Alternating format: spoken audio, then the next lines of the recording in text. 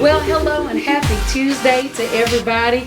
We want to welcome you back in for another episode of Meet Me in the Breakroom. And we are so excited to have Dr. Jennifer Riley Collins with us today, Administrator for Hinds County, retired full bird colonel for the United States Army, and previously ran for Attorney General of the state of Mississippi. We are so glad to have you here today. I'm glad to be here. Absolutely. Every day above the ground is a great day. Yes, ma'am. Yeah, I'm proud to say Dr. Collins is a member of Jackson Revival Center Church and heads up our legal ministry here at the church. And so every year we host a couple of events to help people with legal issues. And this year, since we're not able to do a lot of things in person, I brought Dr. Collins in to have some conversations as it relates to getting our children back in school, some of the barriers that some people may be facing getting their children registered, and also obviously we want to talk about some things related to COVID-19. So we're glad to have you here, and I guess what I want to start with is let's talk about some of the new business laws or immunity laws as it relates to businesses with going back to school, COVID-19, that whole thing. Yes, ma'am, Pastor, and I'm looking over here at my notes because I want to state the bill number. Okay. In the 2020 legislative session, the legislature passed SB, Senate Bill, 3049, which basically provides immunity to businesses so that if a person comes in that business or an employee is in that business and they say, but for me coming in here, I would not have gotten COVID. Right. And so it prevents them from liability related to a lawsuit of someone claiming that. So that protection is for businesses. Does that apply also to churches? I believe it does, Pastor. Okay. It's a back to business safety act, basically, so that we can make sure that businesses are not afraid to go back in business. Of course, it's a matter of we want to keep jobs in Mississippi, and so the legislature thought that was an important thing to do to provide businesses that level of security. Great. I think it's important too. We know that COVID is everywhere. Not only is it in the United States, it's in other countries, but we know specifically for Hinds County, for Mississippi, we're a hot spot right now, unfortunately.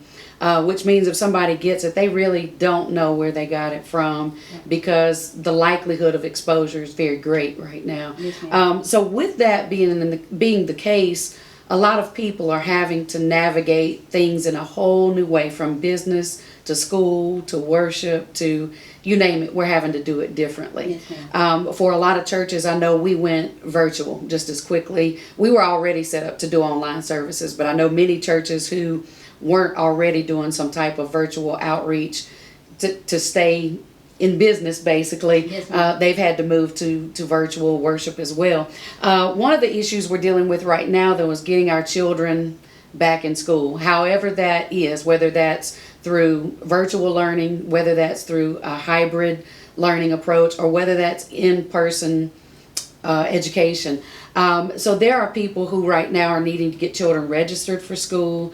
There may be some people with foster children who need to get some things done. Let's talk a little bit about that process. What are some things that legally they may need to know? So yes, ma'am, I think the school districts are providing on their website some really good guidance. I quickly glanced at JPS's website, at Clinton Public Schools website, and the normal things that are required to get in school are still required. You must still show proof of residency, the immunization certification, I think is Form 121 from the State Department of Health, showing that the child was immunized.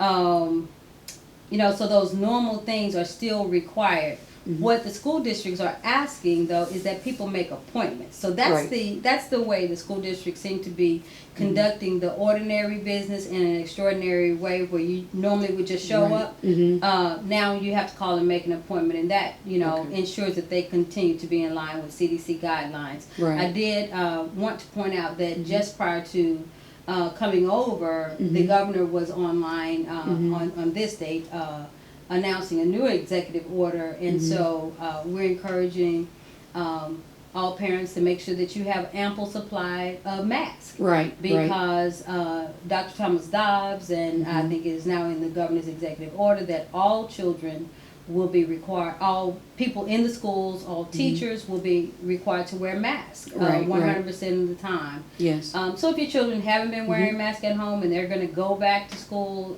into the physical classroom, I would encourage people to start programming the children to wear masks.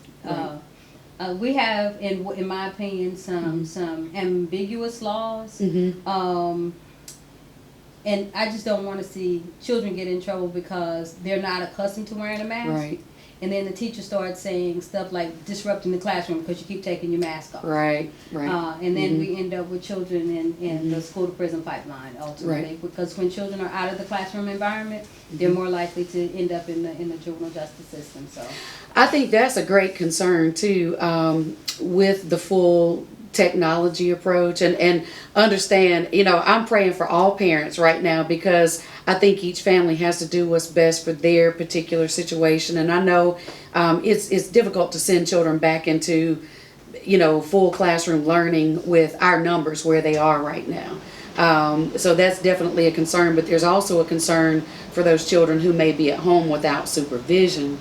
As well as I do, children don't always do what they're supposed to do. And so that's a concern for me as someone who used to work with truancy and things of that nature with adolescent offenders, is what happens for those children who are home, who may not have proper supervision. That's definitely a concern for this time.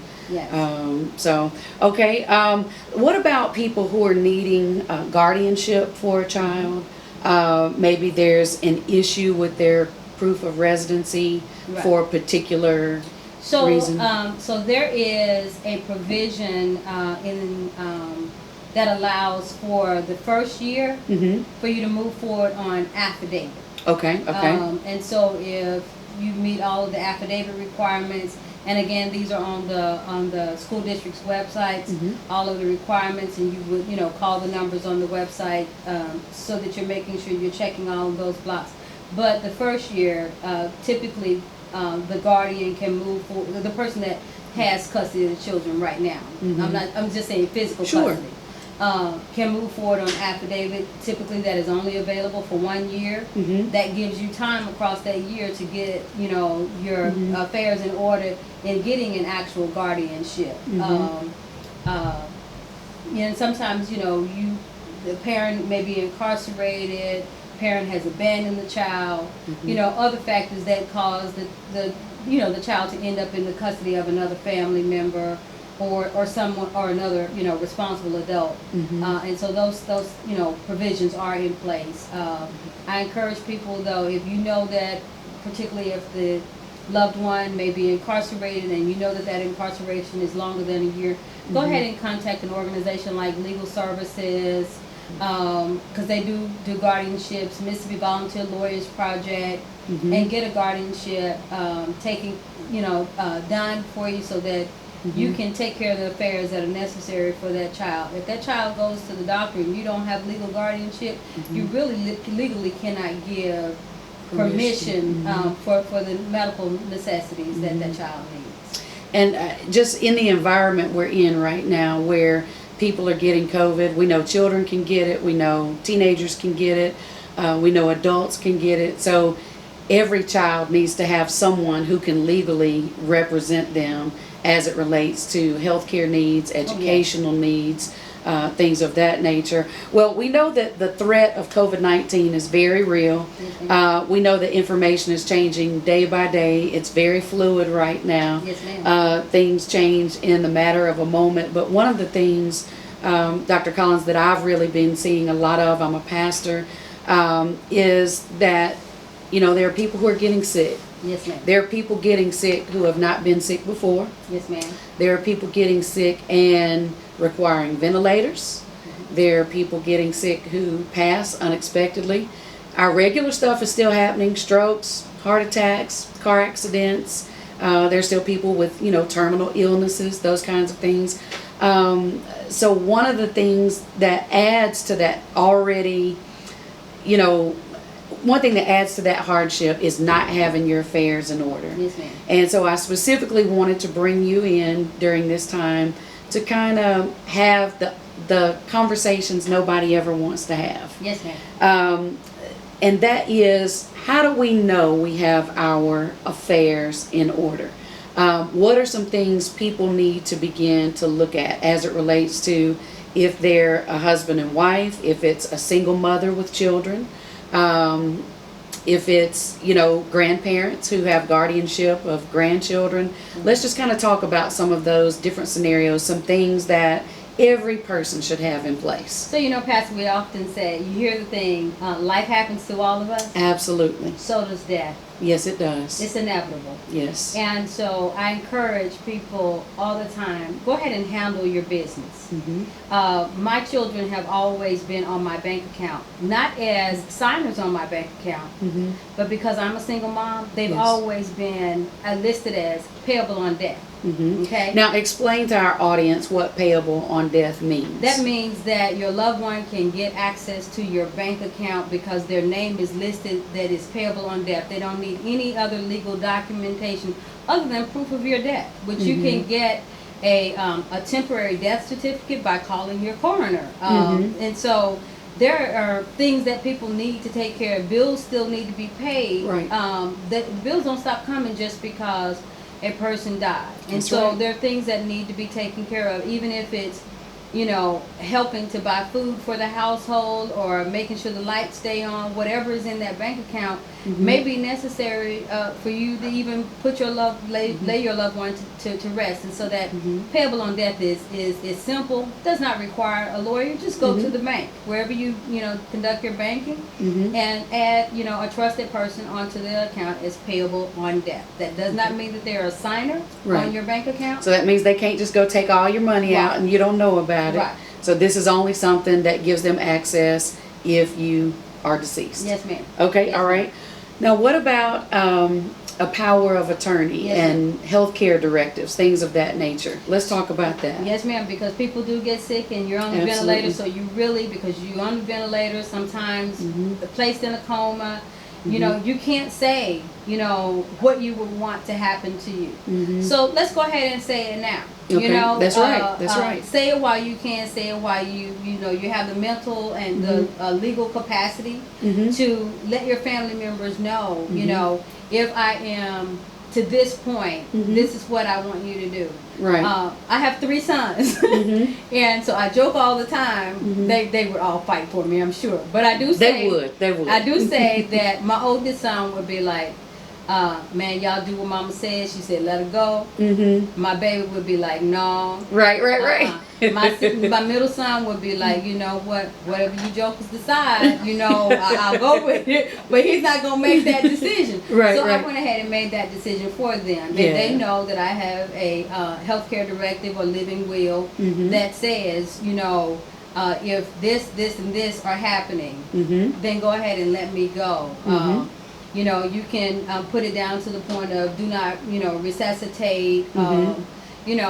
Mm-hmm. I personally don't want my children standing at my bedside with, right. And there's no possible, mm-hmm. recovery. I don't, right. I know right. where I'm going. That's so right. let me go on. That's right. That's right.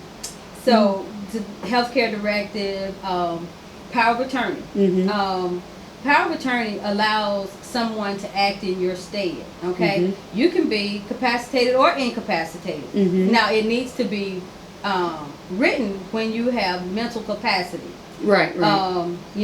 So if a person is on a lot of meds, that's mm-hmm. not the time to do a power of attorney. Right. Okay. Right. Mm-hmm. Because you don't want anybody to question later on whether or not something in action was appropriate. Right. Mm-hmm. I started with POD because mm-hmm. I like POD more than I like power of attorney, to be very honest with you, when it comes to the banking. Gotcha. But a power of attorney will allow you to do either specific things. You can do a specific power of attorney that kicks in at a certain time, and limits certain action, or you have a durable and general power of attorney that kind of gives people, the person that you identify, the authority to handle all of your business. Right. Now, power of attorney is not a will. Right. Okay. Right. You need to do a will. If you have any level of assets, okay, whether it's even if all you own is your house. Oh, I'm sorry. If all you own is your house, you want to make sure, if you have not already deeded that house during life, go ahead and make sure that you identify what you want to happen with the property in your will. Because here's what happens. I have 3 sons again. If I die without a will, and I have one, but if I didn't have one, then each of my children would get a child's share. My estate would be divided in 3. And it would probably have to go to probate, correct? It does. If I were married, okay, my husband would get a child's share. Now, for those of you who are out there and you're married and you all have built those assets together, you know, don't put your husband in the place, or your spouse, because I can be talking to a husband as well. Don't put your spouse in the position of a child. Right. You know, unless that's what you want to do. Now, a will allow you, if you expressly state in there, I intentionally have left out, you know, my husband, you know, Joe not good enough. Let me not say Joe, that's my son. But you can be that specific in a will, but now is the time to handle that business. Right, and these are conversations people don't want to have. But as someone who has had a parent to pass, my dad preached this all his life. You know, have your business in order. And I can truly say, as a child who was grieving, who also has siblings, the fact that my parents had their business in order, it made things so much easier on us, because we could focus on honoring his memory. We could focus on healing. We could focus on the things we needed to focus on without having to try to figure stuff out. Having to figure stuff out, and people fighting over what I call a penny. Yeah, absolutely. Family members being torn up. I'll tell you a personal story real quick, Pastor, which probably initiated my desire to always do these wills clinics and things like that. When my grandmother, my paternal grandmother, died, I was about 13 years old. I decided 2 things right then. I don't want to be buried in a suit. She looked very uncomfortable. And the other thing is, I'm going to make sure my business is in order, because I can guarantee you the dirt was still falling around Grandmother Queen's grave, and my father's siblings were fighting over who was going to get what. And my children know. They can go look at my will today. They know what they're going to get. They can look at the codicil, because I just recently updated the will. That is an amendment to your will. You can take things out, add things in, because now they're all grown, gone, standing on their own. Thank you, Lord Jesus. That's got to feel like a great accomplishment as a parent. To have them grown, gone, and standing on their own. Yes, sir. I give God all the glory. Yes, oh my gosh. Absolutely. But you know, the codicil, it makes that amendment. But back to my grandmother's story, I knew I wanted to make sure that my children didn't separate, because I saw my father and his siblings go separate ways. You know, because you know, something was left this way or left, you know, and fighting over stuff. Absolutely. It's stuff. I would rather have my family.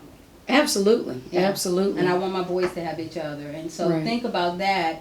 Even if you don't want to deal with it, what is the impact of you not dealing with it on your children? Because I promise that's a greater impact, and it's a hurtful impact. Yes. But you know, I cannot tell you how cared for my family felt. You know, because my parents had things in order and have things in order. You know, that was a blessing. So we talked about a power of attorney. We talked about a health care directive. We talked about a will, having a will, and making people, because another thing I've seen people deal with is not knowing where to find the will upon someone's demise. And so many times we make assumptions that, before they pass, they'll get sick and they'll have time to communicate these things. But unfortunately, people's lives are taken in car accidents unexpectedly, heart attacks, strokes, different things happen, and we don't know when any of us are leaving, No. from here. No, ma'am. And so it pays to have it in order and keep it in order. Yes, ma'am. I strongly encourage people to have what's called a book of important papers, or a 911 book. I have 2 in my house. One is in a to-go box, like if there were a flood or fire that my family could grab, and there were life support things in there. There's water in there. There's little canned food in there. That so my 911 box. We lived through Hurricane Katrina. Right. So MREs are in there. That's the soldier in you coming out. So but in there is also a copy of the most critical documents. Right. Your birth certificates, death certificates, if those are have original copies in there. Pay that little extra money and get 2 copies. One for your regular book of important papers. And just so if there's somebody watching right now and they're writing down the things that we're talking about, if they don't have a birth certificate, where do they go to get that? To the Bureau of Vital Statistics. You can go online and because I think they moved, but they used to be down by across from UMC. They may still be down there. But Bureau of Vital Statistics, I would encourage you to go online and see how to go in there and get something from them now because of COVID. But definitely birth certificates, titles to your vehicle. Yes. Because if a flood comes. You want to show that you had proof of proof that that's your vehicle, and it don't need to be in the vehicle. And no, ma'am, no, ma'am. It doesn't need to be in the vehicle anyway. Because if your vehicle is stolen, then the title is gone with the car. So yes, please. For me, like I served in the military, my copies of my DD 214 is in my book of important papers. Copies of your insurance policy or policies needs to be in your book of important papers. My children's immunization records were in there. Social Security cards are in there. Passports. Yes. I recently was looking for something, and I said, well, they've been in the book of important papers because something was out of order. But have those things in order so you'll have and copies of a list of your bank accounts, because some of you may have multiple bank accounts. Right. And folk need to know, okay, these are... Especially if something does happen, they need to know what to cancel right away, what to put a hold on right away, because you don't want someone aware of your death with access to your information and they go run up a bunch of bills that the estate ends up having to pay. Absolutely. So this has been very informative and great information for people.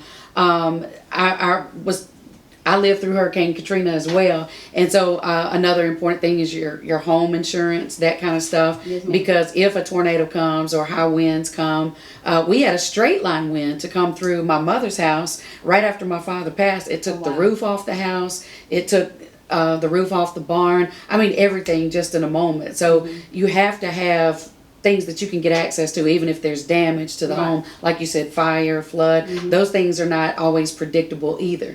So and having someone who knows where all these things are kept other than just you. Right. My and my children, my niece, who until I did the codicil was guardian for my children, but now that they're all legal, maturity. I said, okay, well, they don't need guardians anymore, So for a single parent who may not necessarily have family members around, what happens if they pass and they have nothing in place for their children? Woo! So if they have family around, then family can, of course, immediately, take the children and then move to establish legal custody of the children through Chancery Court. Of course, that's not immediate and automatic. But let's say you said single parent. If mom or dad, the parent that's not present, his name is on the birth certificate, or if paternity has otherwise been established, that parent has the paramount right to take custody of that child. Mm-hmm. So, if that's not your wish, some stuff had gone on, Mm-hmm. Y'all need to talk through that kind of stuff too, while Absolutely. you're living, and Mm-hmm. get over the hurt, Yeah. and put a plan in place for the children. Absolutely. Yes. One thing I am thoroughly convinced of. Let me say this too, Pastor. Sure, I'm sure. just going to be transparent. Mm-hmm. I have 3 sons that are living. Mm-hmm. My oldest 2 sons are children of my marriage. Mm-hmm. Mm-hmm. My 3rd son is not. Mm-hmm. Mm-hmm. I was clear. I wanted, Yes. if something happened to me, Mm-hmm. my 3 children stay together. Yes. Yes. And so Yes. I made that clear to Mhm. the fathers. Right. I made it clear to my niece, who was to take custody of my children if something happened. Mm-hmm. You know? And I think, and that's what I was getting ready to say. I think this is the time for tough conversations. This is the time for us to have the conversations we never want to have, but we have to have Yes, them. Everybody should be clear, whether you're single, whether you're married, divorced, widowed.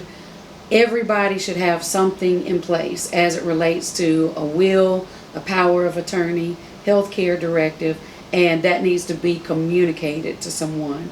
So for someone who's watching, who says, okay, I want to get my business in order, Mm-hmm. but they don't have money to obtain the services of well-known attorneys, things of that nature, Mm-hmm. let's direct people where they can get these basic things in place Yes, ma'am. affordably. So the Magnolia Bar is still doing things Okay. Virtually, holding Mhm, clinics mhm. virtually. Mississippi Volunteer Lawyers Project, you can contact them. Mhm. They do reduced fees with attorneys. Okay. Sometimes there's grants available. Mhm. Mississippi Legal Services Corporation Mhm. takes care of some of those matters. Mhm. So there are resources out there to make sure that people are taken care of. Very good.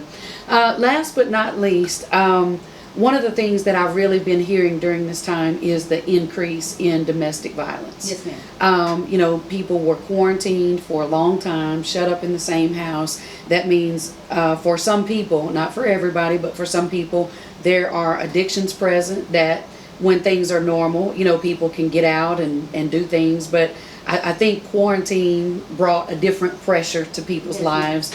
There were a lot of things people were navigating financially, with jobs, those kinds of things. And so we saw a dramatic increase in the number of domestic violence cases. So maybe if there's somebody watching and that's kind of where they are and what they're dealing with, would they contact those same services if they're saying, hey, I'm in an unsafe situation, I need to get out, I need to get my children out, I've been threatened if I leave, he's going to kill me or she's going to kill me, because it works both ways. Yes, ma'am. But where can they get help? So there are domestic violence shelters across the state of Mississippi. And I'm trying to think of the name of the organization. It is failing me right now. Dr. Wendy Mahoney is an excellent resource on that. You can always call the police. Of course, you need to do things in a safe manner. Have a plan for leaving, right? So that you can leave as safely as possible. But domestic violence is one of those things that will still get you locked up on a misdemeanor. Absolutely. That gives you time to make your exit. Right. While that person is locked up. Very good. Well, we appreciate you so much. Thank you for coming to pour into whoever's watching and to help us all get our affairs in order. And we appreciate you so much. Yes, ma'am. Amen. Yes, ma'am. We're going to put all of these resources there at the bottom of the screen for you to access. And listen, this is the time. Have those courageous conversations. Get your affairs in order. I promise it will give you peace in your mind, and you will rest much better when you have all of your affairs in order. I can't tell you the load that it took off of me when I got all of those things put in place. And so now I can move forward knowing that the right person knows and the right people know what needs to be known should anything unexpected come up. So it's a blessing. All right. Well, we thank you guys for joining us today. Thank you for taking another moment to meet me in the break room. If you're being blessed, share with a friend and invite your family and meet us back next week, same day, same time. Until then, my sincere prayer is God's absolute best be yours in every area of your life. Make today a great day.